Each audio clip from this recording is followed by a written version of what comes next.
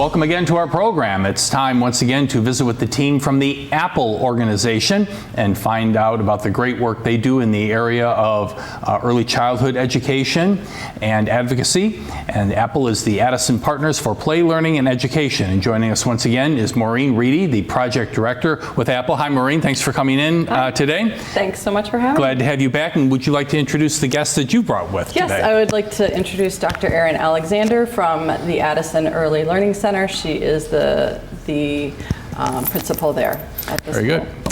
Dr. Alexander, Erin, if I may, welcome. We're glad to have you here. How long have you been working here in the Addison school community? Is this the first school that you've been working at as principal here in Addison? I've been in Addison for 10 years. I started as the principal at Ardmore School for 1 year and then moved over to the Early Learning Center as we built the building as an addition onto Ardmore School. Mm-hmm. And then before that, I was an assistant principal in Troy School District down in Plainfield for 5th and 6th grade. Okay. And before that, I was a music teacher in Schiller Park. Very good, great. And where did you receive your degrees from? I received my doctorate from Liberty University in Virginia, and then I also have degrees from National Louis, Northern, and my undergrad in Elmhurst. Good. So some local schools in addition to. Very good. Yes. What is the Addison Early Learning Center? For most of us who have never really had any experience there, how would you describe it and the services that are provided in the community? The Addison Early Learning Center is a preschool. We serve children 3 to 5 years old in the Addison community. And we have about 240 students that we serve. And our goal is kindergarten readiness. So early intervention is really important. We serve students who need some extra support in things like language, motor skills, cognitive. Those are things that we want to focus on, provide early intervention so students are set up for success when they begin kindergarten. How then would a parent reach out to you and go through perhaps some sort of an intake or screening process? Is that how it works? Parents initially come to you to say, yeah, I'd kind of like to have my little 3 to 5 year old enroll in the program there. Typically, how's it work? That's very common. We'll get phone calls and requesting information. We also have our website has a link to sign up with an interest form. And we do a lot of recruiting out in the community. So you're going to see our family liaisons at Rockin' Wheels in the summer, and they're at different events. We work with Apple to promote preschool screenings. So just fill out that interest form. One of our family liaisons will get back to you. We'll schedule an appointment and start the screening process.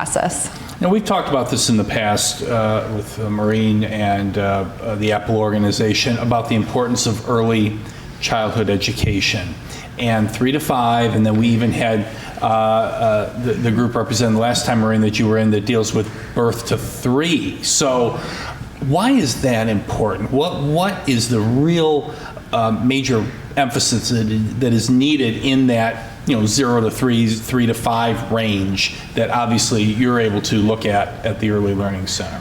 It's so important, and research shows that brain development is rapid at this time. That birth to 5, that's when your brain is developing, you're learning those foundational skills, and we want to set students up for success. So making sure that they're reaching those developmental milestones, and in areas like the language, early concepts, their motor skills, their walking and crawling, and then eventually jumping and hopping and skipping. Sure, and running. Those are all age-appropriate things, and social emotional. We want students to learn those self-regulation skills and how to make friends, how to interact and play, how to calm your body. Those are all things that we work on, so they are ready when they graduate us to start their K-12 journey. Do you observe this going on, you and your staff at the Early Learning Center, their teachers and aides and so on? Do you make observation and maybe note certain things during the couple of years that a student might be with you?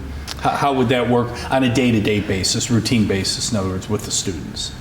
Once the students are in our program, we're constantly assessing them, monitoring their progress. You know, we'll communicate with parents with progress reports and report cards, and we have really strong parent connections. So we do home visits. We're constantly reaching out to families, so they're going to be aware of their child's progress and anything that they might need. Now, what would differentiate a home visit versus students actually being in school? What is the home visit part of that, and how does that fit into the overall mission that you're doing at the Early Learning Center? At the beginning of the year, our students start about a week later than the rest of the district because we spend that first week sending our teachers and our paraeducators out into the community. So they get to meet the child in their environment first and get to know the family in their space before they come to ours. And we find that makes the start of school very smooth. We build that strong connection. And then from there on, our family liaisons may do home visits throughout the year. If you need something, we'll come to you. Sometimes families don't have transportation or they need some additional assistance at the home. We're there to support everything. We're there for those wraparound services. Does the Early Learning Center serve the entire Addison School District 4 area? We do. So you have students coming from all regions of Addison, regardless of what the home neighborhood school might be then, right? Correct. They all come to us, and then when they go to kindergarten, we send them to all the elementary schools all over the district. Okay. Yeah. The home visit must really be reassuring for parents because figure at about 3 years old, they're starting to wonder about certain things, right? Developmentally with their children. And now you have professionals coming in, watching, monitoring, probably answering a lot of questions from the parents, I would think. Yes. I mean, they probably bombard your staff with questions, don't they?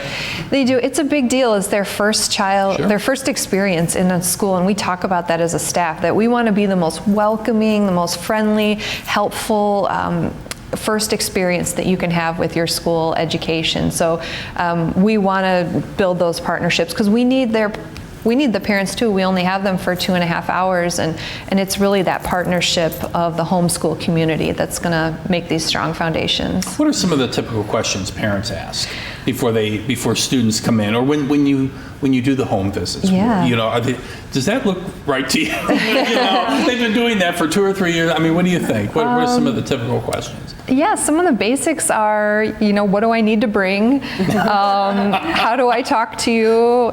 Do I need to be potty trained? The answer is no. Some require that. Some preschools require that. We do not. That's a big question we get. And the parents, they just want to know that they're going to be safe and happy and loved when they come in the door. So we try to reassure parents. That first day is hard, and I know I've gone through that too. Pulling the child off of the parents, yeah, right? I mean, you're it's hard. Releasing the grasp. It's hard on both sides. Yeah, so right, I'm always out there, you know, comforting and trying to help parents through the first few days because it's tough. It's the first time that you've let your child go sometimes, Yes. and we know that's a big deal. Do parents come to see the center before their child might be enrolling then? Do they get to do a little open house tour orientation themselves? Yes, we'll have a meet and greet before, Okay. so like drop off your supplies, meet the teacher, and then I'm always available for tours. I give many tours throughout the year. If a parent wants to come and see the classroom or see what's going on, I'll always make time for that. So describe what you might see at the beginning of the year, let's say August, versus what you're going to see coming up now in May. The difference, and just real general. I know everybody's different. I know all the children are different, and they're wonderful. But just describe the difference that parents will start to see, particularly when it comes to the end of their very first school year, you know, at your center. How would you characterize that? So that's my favorite part of the job, which is why I love early learning, because there's so much progress that you're going to see in these early years. So we're going to see a student come in, maybe they don't have any language, they've never been apart from mom or dad before, they haven't been in a school setting, so they're learning those school routines of where do I put my backpack, where do I sit on the carpet, oh, I'm transitioning to this next activity, I'm going to follow the teacher. By the end of the year, they're talking, they're making friends, they're doing amazing art projects, and they have that confidence of, you know, I'm going to school, I know the routines, and then I can think of so many students who who have just been amazing stories of growth, and we say, can you believe where they were when they started, and look at them now. And we'll have students for maybe up to 3 years depending on their birthday. Okay. So you could be with us for 1 to 3 years. So we're going to see a ton of progress if you're one of those students who are with us for multiple years. When they transition then out of your center, it's really important that those skill sets follow them into kindergarten. So will the kindergarten teaching staff then know where these kids were, where the children were at the early learning center, and then the skills that they were able to acquire during those 1 to 3 years? And does that make it easier for the kindergarten teaching staff then going forward? We definitely want to make it easier for the kindergarten staff. We do hear frequently that they can tell who came to our center, you know, which makes us happy. They can tell those kids that go in, they know the routines, they're used to school, so that, you know, we love to hear that. And we do articulate with kindergarten, so we'll talk to them, share some of those skills, progress. We tell them, you know, hey, this student really likes these things, or this is a big motivator. So we make sure they have a little information on every student going to kindergarten, and we're always available. They call us. Sure, right. You all are nearby. Yeah. Is this model of early learning really the best now? I mean, have you, after probably many, many years of does this work? Did this work? No, it didn't. I mean, we didn't have this. It was, you started with kindergarten and you were off at 5 years old, probably, right? Yes. So where are the really good successes, would you say, in this model? What is the 1 or 2 really good things that happen when kids are coming into a program like yours at 3 years old? And really starting their first educational experience, their first school experience, you know, away from mom and dad, in a setting like this with peers, and starting their learning that early. Yeah, the earlier the better. We work closely with Child and Family Connections, that's early intervention services. So birth to 3, they're already identified, working on skills. We'll take over from 3 to 5.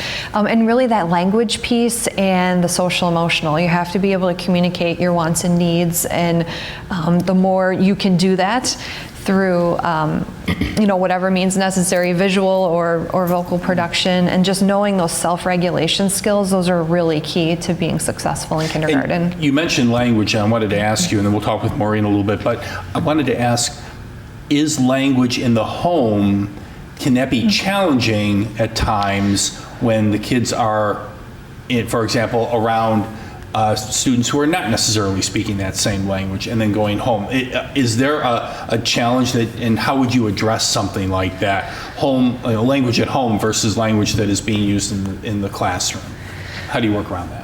We have very strong dual language programs, so as students enter, parents can choose if they want to be in our dual language program. So I have several teachers in our building who they teach Spanish 80% of the day and English 20% of the day, and those classes are primarily all Spanish speakers.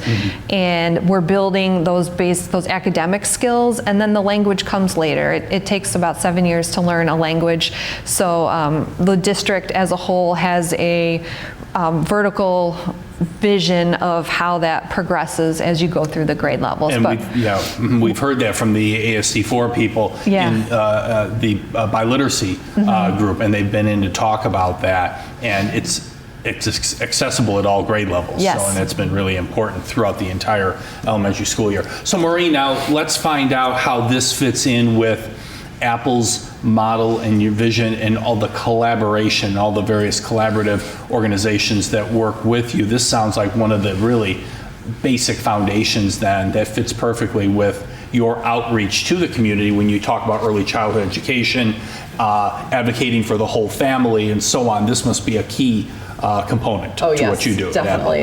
It's one of the jewels in the crown of the Addison community in general, but especially the early childhood community. It is an incredible facility that has so much to offer the families. And we work very closely with them. We are just recently this year now located, our office is located in the Addison Early Learning Center, which it was not before. So I feel like we're able to even collaborate and work more closely together with with the Early Learning Center. Now, do you find in the community, and you're relatively new in your position, so maybe there's a little bit of a growth time here, but do you find that in the community a lot of parents are not aware of this, so it's important to capture the family with their children at an earliest age so they can start to learn about this? The key is getting access to the various agencies that are available, and that's really the big mission of Apple, is Definitely. to get the word out. So Yes. do you find that sometimes there's a disconnect? Now, how do you handle something like that? Definitely. With a variety of the early childhood services, there's really a gap sometimes and that is our ultimate goal, is to make sure that all of the community members, all families know of all of the resources that are out there, including the Addison Early Learning Center, including early intervention, as Erin mentioned prior to that, and the opportunity for those screenings if parents do have concerns or worries about their child, knowing where they can get those screenings and that they can get those screenings through the Addison Early Learning Center. Would this, I know you offer it throughout the year, but would this be a particularly important time to start having those discussions? Yes. Within families, and families reaching out to you well before the start of the academic year? Yes, the screenings actually begin in March and they go through November of the following school year, and that is because there's a window of 6 months where a child needs to be screened within 6 months of the school year. So those screenings start in March and they go through to the beginning of the school year and then beyond that school year as well. Are the parents that you are talking to about early learning in the Early Learning Center, do you find that this would be their first child who's going into school then? Does that have a difference at all? Does it make any difference? In other words, this is really the parents' first opportunity to find out about services that are available in this community, and they haven't had children go through the school before, Yes. so this is their first time also. Sometimes, I would say most often that's probably going to be the case, or there might be families that didn't know about it for their older children and then have learned about it, and then one of their younger children then is able to benefit from the program. But it is really such a great way, once they do learn about the Addison Early Learning Center, then they get connected with their family liaisons who work there, and then therefore can get connected to Apple. So it can really work both ways. Apple can inform families with young children about the Addison Early Learning Center and the opportunities there, but it works the other way as well. Once they're hooked into the Addison Early Learning Center, then they gain access to the resources that Apple can provide as well. When you were in your other positions, Maureen, with Metropolitan Family Services, did you see this type of a learning center and this model in other communities? I'm just curious to see how Addison compares to some of the other towns. I've known of a couple, but Yes. talk to me about that, and what did you see in other communities versus here in Addison? Addison is very, very fortunate to have the facility and the teachers and the program that they have. There really is not this type of facility and this type of opportunity is not available in all communities. We are really lucky here. And Addison used to actually be considered what's called a preschool desert, but because very recently, just this year, they added 30 more slots for children, for 30 more seats, 30 more positions at the Addison Early Learning Center. It is no longer a preschool desert in Addison, which is really I've never exciting. heard that term before. We've heard it in other uses in other areas of a community in its own existence, but a preschool desert, that's interesting. Yes, there are many, obviously, throughout the state of Illinois. The Illinois State Board of Education has sort of targeted, disadvantaged communities that might not have those resources, those preschool resources, and it's really exciting that Addison is now, with the addition of those new seats, no longer considered that. Right, and just the facility, the needs of the facility. How many classrooms do you have, Erin, at the Early Learning Center? And talk about maybe just some of the physical nature of where the kids are at. When we first started, we've added 3 classrooms even since we have built the building. Last year we added another classroom, and next year we're probably going to open up about 8 more seats. Oh, wow. So then we'll be pretty maxed out, but we'll be at about 240, 250 for our center. Right. Now, when students are at your center, parents probably come to you with other questions. right, that maybe deal with family life, the home life situation, or another child, or their own child that's in the center at that time. So how do you connect them with any other community partners, community agencies, to make sure that they're going to come to you with lots of questions, and make sure that they're getting their questions addressed in an appropriate way, while at the same time they have their own child in the early learning center? What are some of the connections that you can make with a family of one of your students? We have our family liaisons. They do a great job of working on those situations. So we attend the Apple meetings. We're connected with over 40 partners in the community, and we just kind of see what the need is, and then connect with one of our partners through Apple. And we've worked a lot with the county health department. We've worked a lot with different housing organizations in the community, whatever the need might be, food pantries, and just basically whatever the need is. There's something in Addison. We're so fortunate with all the community partners that we have. There's someone that we can reach out to. Yes, and I'm sure if you look down the road a little bit in the next year or two, you're going to encounter new challenges and new questions about, gee, if we only had this type of service, this will make it a little more easier than I would imagine for you to grow, if not necessarily physically, at least the connections that you're making with parents, families, kids, so on, community partners. So you've got a lot of opportunity there.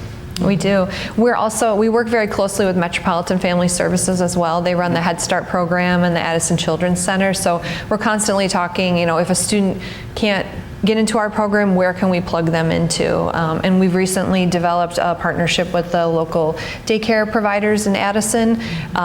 We have met with them just talking about transportation. That can be a barrier, how transporting students back and forth, and those centers are willing to transport. So we've started that partnership this year and exploring how we can now, work is that together. Your family home care, those people who Yes. actually, and talk about that if you would please, so people understand. There are licensed facilities and private homes in the community, right, that do daycare. They're licensed by the state. They're in-home daycares, and they have a certain number of students that they take in. So we've started talking with them and saying, can we work together? Maybe a student would come to us for the morning, but then they come to you for the afternoon if a parent is looking for that full day care. So we have several options, because we frequently get the question of, I need childcare, or you're only a half-day program, but now we have these places that we can recommend.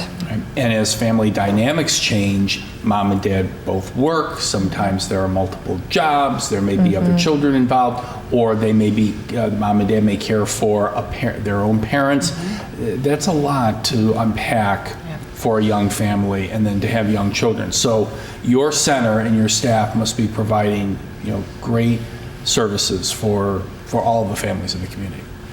I'm sure you agree. We do. I would agree. I can attest to it. Our office is right in between two different classrooms, and so I get to hear You're right there. the incredible stories. I get to hear the amazing things that the teachers are doing in those classrooms, and the adorably cute kids that are enjoying the day so much. And in addition to that, Erin is an incredibly involved in principal as far as how she's getting right in there, moving around. She's always moving around. She has a mobile desk that she can move around to observe all the classrooms.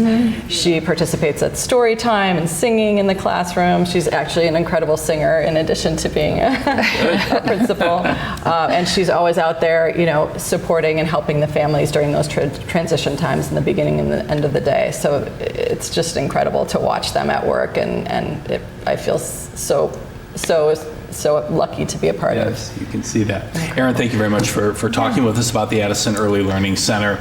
Sounds like you can be very proud of your facility, your staff, your own work, of course, within the community and the students that you have and their families.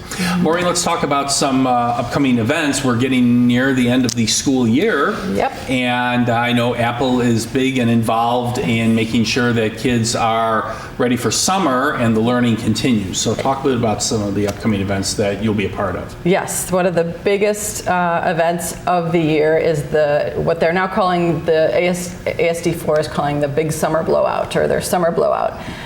It's a combination of what used to be the summer kickoff and the kindergarten carnival, and they've combined them into one big event. They'll have lots of resources there for parents to help get their kids ready for the summer and ready for the next school year. They'll be able to get physicals, potentially get vaccinations.